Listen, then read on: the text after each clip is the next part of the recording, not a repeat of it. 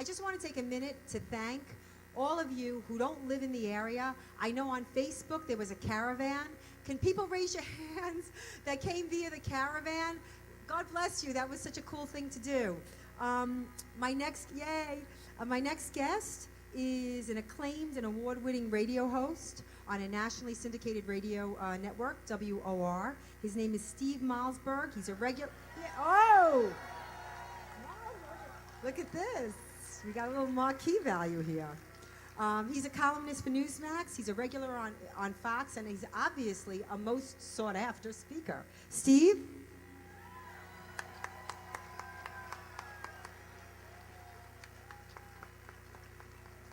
Oh, wow. You know, standing back here, it's hard to see how far back this stretches, but it stretches far back. Thank you all, and thanks to Pamela for having me speak. I appreciate it. I want to do something at the start of my little chat that I do at the end of every one of my shows.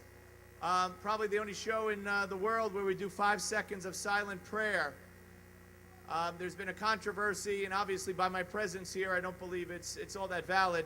But as Pam did when this rally started, I want to once again, because a lot of time has passed by, just bow our heads for a few seconds and remember what took place here 9 years ago.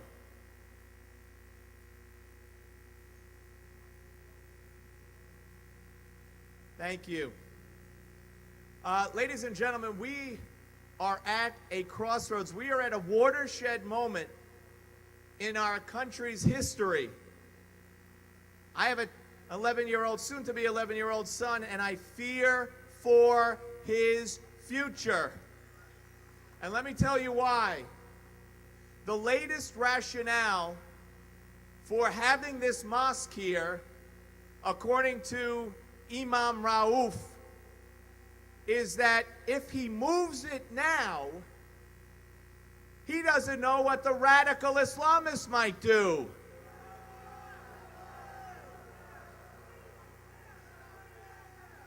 We don't care. We don't care.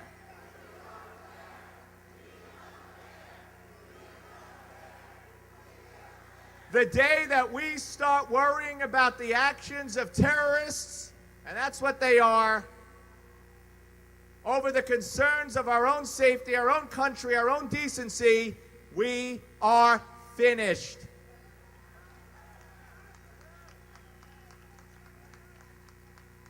Who would have thought on 9/11 or 9/12 or 9/13, if I would have told you that there would be a mosque going up here 10 years later with an opening date of 9/11? You would have locked me up in a rubber room. But you know what? There were people, as they are today. They played a good game back then, those on the left, those in the media. But I say every single person, from Mayor Bloomberg on up or down or sideways, who wants this mosque built here, would have welcomed it on 9/11 also.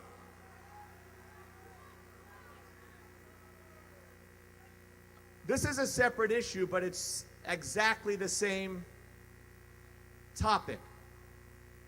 The man, the pastor who was going to burn the Quran, Pastor Terry Jones, I didn't condone it. I wouldn't participate in it, but I respected his right to do it. We've had crucifixes in jars of urine. We've had the elephant dung on the Virgin Mary.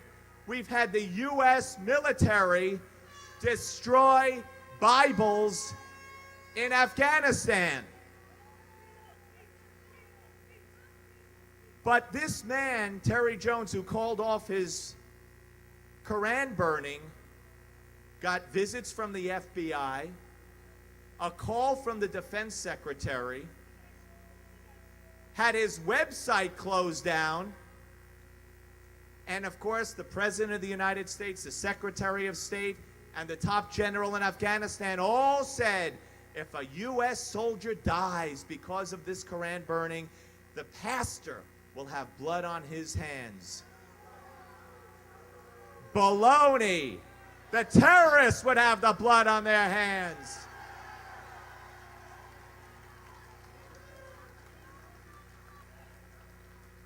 What has happened to this country?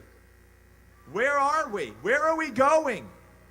If we allow this mosque to be built, because we don't know what the radical terrorists might do if we move it. If we stop Quran burnings or anything, because we don't know what the radical terrorists will do, what's next? What's next? What's next? Where's our freedom? Where's our country? We have a president who is more concerned about appeasing radical Islam than doing what's right and protecting the freedoms of every American citizen. He says, build the mosque, but to burn the Quran would be insensitive. It's a stunt. Whose side is he on?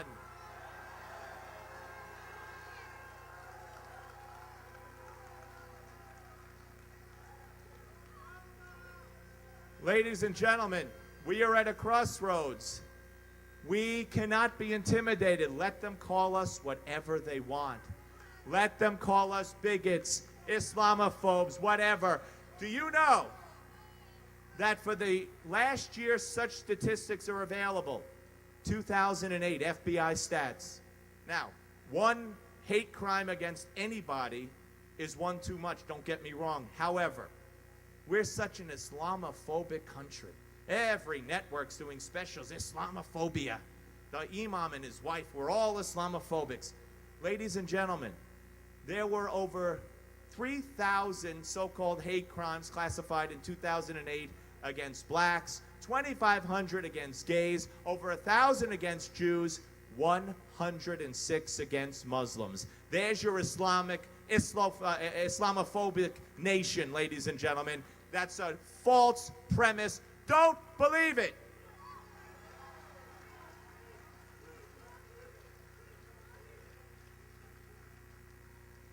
I just can't tell you how proud I am to be here and of the turnout and of every single one of you here, because I know that there are good people who differ. And I know it's not easy for everybody, because you got to go home to dinner tables and co-workers and families who say, you know, what Bloomberg and Obama say.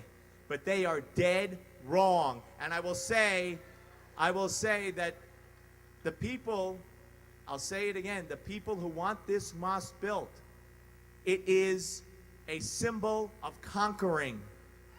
It is a symbol to the Muslim world that they conquered. And let me leave you with this. Someone informed me of this, and take it for what it's worth. When you get home, Google the Quran translation. This is called Project 51. Why?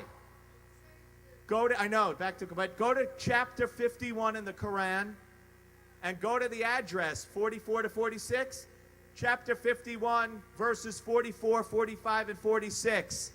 I'll leave you with that tease, and you will understand why they will never, ever move the site of this mosque. It must be built here, or it's worthless to them.